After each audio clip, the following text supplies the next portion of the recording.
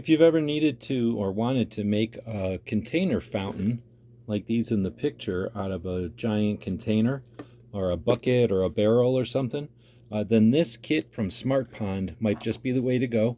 It's got a long cord with a 3-prong outlet, and as you can see, there's a big rubber cork right on the cord. So now you just drill yourself a hole, something a little bit larger than that, but definitely smaller than that size, and now you can shove your cord right through that hole. And you've got your filter pump, which is inside a filter box. You can see the filter material in there. And then once the water's coming through the filter and up the pump, you've got a number of different extensions and pieces here that you can use to build the fountain up, depending on how deep the water is going to be. And then there's 3 different patterns that you can do with the fountain at the top. Comes with a couple of their accessories and directions, and a great way to turn a container or a barrel into a fountain.